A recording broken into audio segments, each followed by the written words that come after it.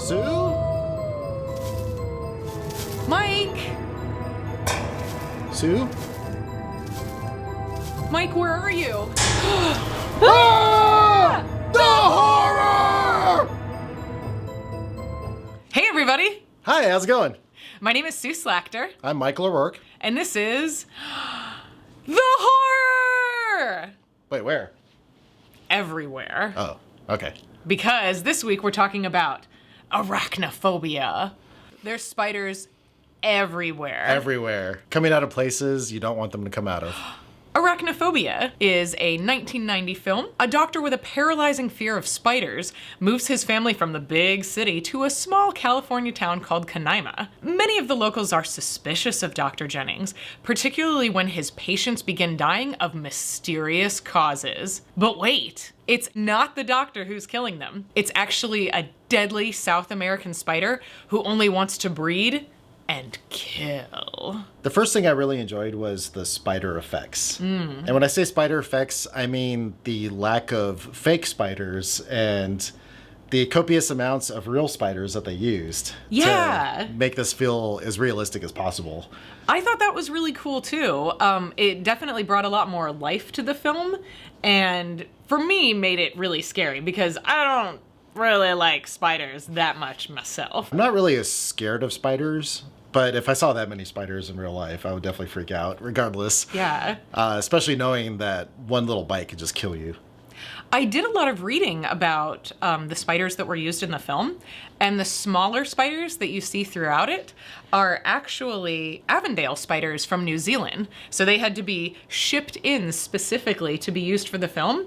They're actually harmless to humans. I would hope so. Yeah, but they are pretty cool looking and kind of creepy too. The times that they used effects to show like the bigger spiders, or especially the bigger spider when it bit people. The general. Like you could tell it was fake a little bit. Not because of the spider so much, but because of the skin it was biting. Yeah, the skin had like a weird texture to it. Yeah, I agree. a weird texture, a weird color.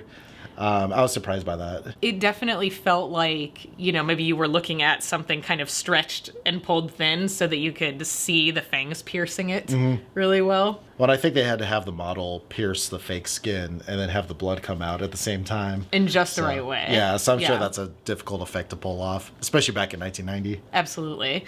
Now, they did have a real spider that was big too. They used a giant bird-eating tarantula for the big one, and this one was named Big Bob. I couldn't find exactly, like more specifically, what breed of spider this was, but I found that their leg span can be up to 8 inches long. Apparently this still wasn't scary enough for the directors though. So what they ended up doing was, with the real spider, they painted some purple stripes on its back and gave it a fake abdomen to kind of beef up Big Bob. What did you think of the pulsating egg sac? Oh, I loved that pulsating egg sac. That gave me so much joy. It was kind of ooey and kind of gooey and sticky looking. Yeah, the pulsating effect, spot on. There's one thing in this movie I like even more than the spiders. What's that? John freaking Goodman. Oh, John Goodman. He is so amazing in this movie. Yeah. Yeah. His character makes the film. I see the little beasties twitch when they get so much into the whip of this stuff. Yeah, his character's name is Dilbert. McClintock. Dilbert McClintock. He's the exterminator in the town of Canaima. My favorite scene in the film is with Dilbert, actually. There's a moment where he's coming out of a house after performing a very thorough inspection for spiders. There's no spider here. And he sees one of the smaller spiders on his way out. Her. Her. Oh, her.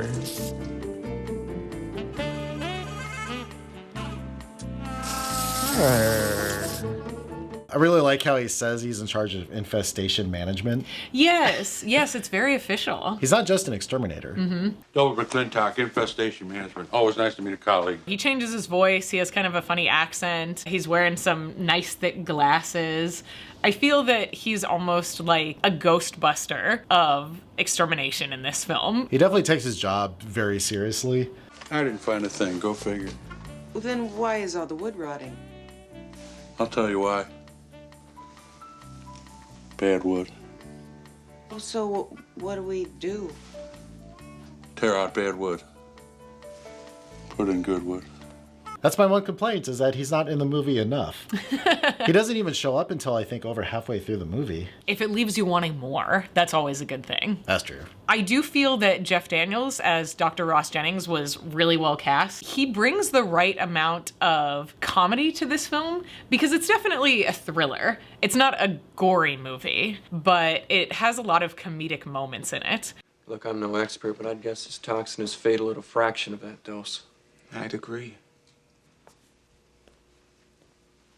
And Jeff Daniels is the right type of guy to bring in a little bit of comedy when you're talking about a thriller like this. Oh, Ross, smell that air. Oh. My favorite joke in the movie actually did not involve him. It was between the doctor's wife and the football coach and his family. Bobby here, he's the Broncos' star quarterback. Hi. Hi. I taught him to throw a football before he could walk. I coached the team. Nepotism, huh? Actually, we're Baptists. Somebody misunderstood something there. I don't think she was very smart. It was a good joke. I really like how they gave his character multiple problems he has to deal with. Not only does he have arachnophobia and he's dealing with poisonous spiders, he's also come to this town to become the new doctor and take the mantle from the old doctor who was retiring. I've decided to postpone retirement. Cool, so now I'm in this new town with a new house and I have no patients and no income. Thanks a lot. Awesome. And then on top of that, his house is falling apart. The wine cellar that he was all excited about, turns out the wood is rotting. The good doctor is apparently a big aficionado of wine. Easy with that. Easy. I don't want to agitate the sediments. Although he does make the point early on that while he's buying all of this super expensive wine, he doesn't actually drink it. At that price, who can afford to drink it? He just wants to collect it. It's a humorous commentary to me. Big city folk ideal of like, well, I can afford to buy this fine wine, but I'm never gonna drink it. Who can afford to drink it? It really contrasts to the folks in the town of Canaima, where over and over again it shows that they have this very small town sensibility where they don't trust this doctor with his fancy Yale degree. You're a Yale grad, I heard. That's right. Yeah. Well, it's just a school. They do a really good job of showing the contrast between the townspeople and the doctor. People are also starting to blame him for people dying. You may well have killed this lovely I woman. don't think so. She was in fine shape. Starts being called Dr. Death Poor Dr. Death. because everyone he sees as a doctor ends up dying. Yeah, and I really do appreciate that as the viewer, you know the film is called Arachnophobia. You know it's going to be about spiders. But if you kind of look at it from the townspeople perspective, in their mind, they're probably thinking, oh no, we're in our own horror movie where the new doctor has come to town and he's going to kill us all. That lends me to talking a little bit about how the spiders kill people throughout the movie. The way that it's done is completely believable. These are not giant spiders that are as big as people.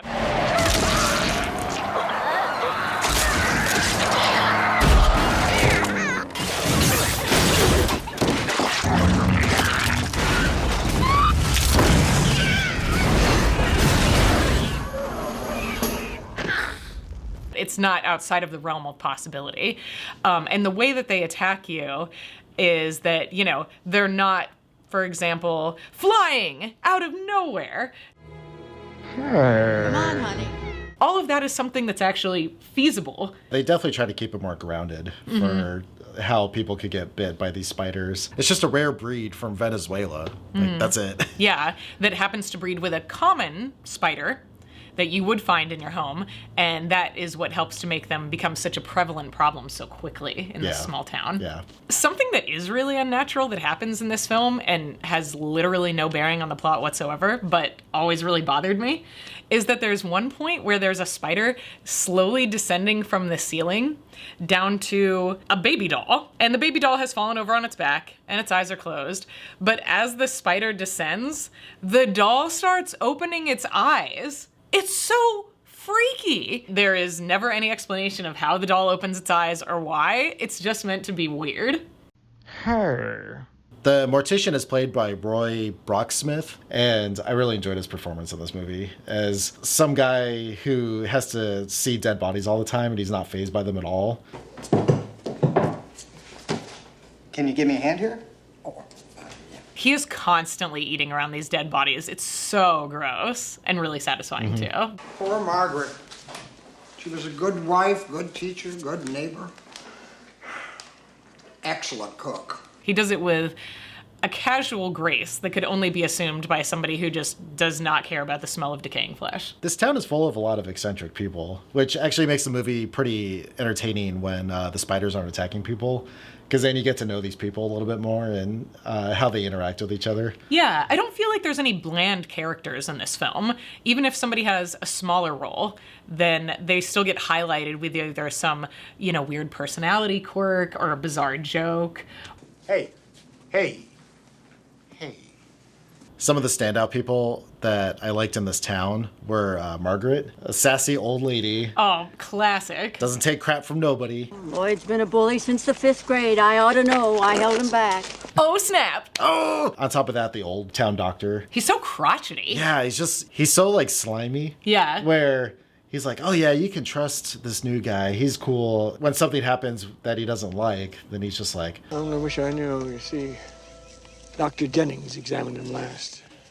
He examined the last person. Now they're dead. One issue I'd say I have with this film is the opening and how long it is and how disconnected it feels from the rest of the movie. I know it's there to set up the movie, where basically we spend 17 minutes in Venezuela. They spend all this time with this photographer going down to Venezuela to take photos for a nature expedition. All this to set up that they're spiders from Venezuela. And I'm always surprised like how long it takes them to focus on this photographer.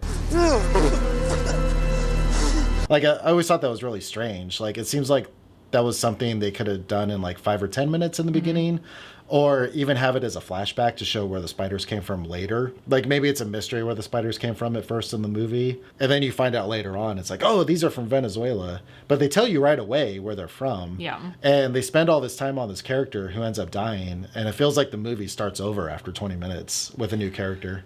I would say that I enjoy it because I feel like you have this part of the beginning of the movie that almost feels like Indiana Jones. I like the sort of adventuring aspect that you get before you're dropped into this small town.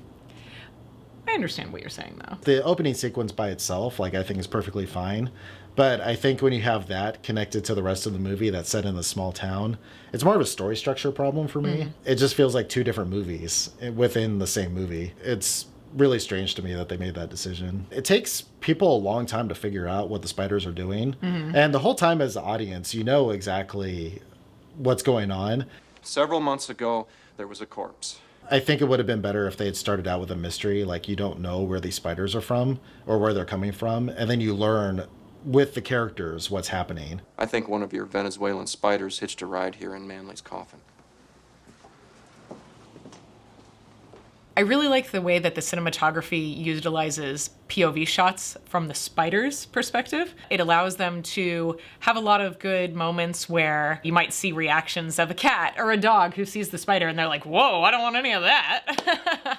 And it enables them to perhaps not rely on live spiders or on the puppeteered spiders at certain moments, but just to create a little bit of an effect, seeing it from their point of view, that they're still pretty terrifying.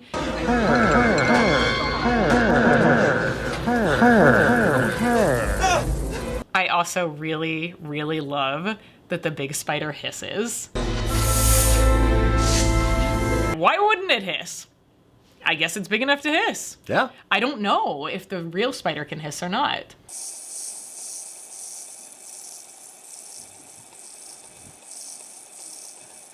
I really like the first death in the movie because it's really apparent that the spider bite will kill you quickly and very painfully.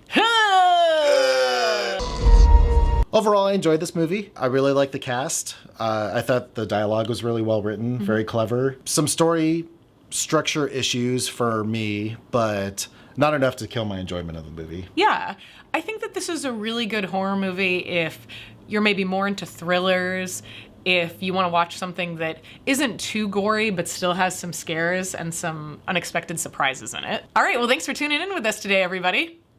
Bye! Bye!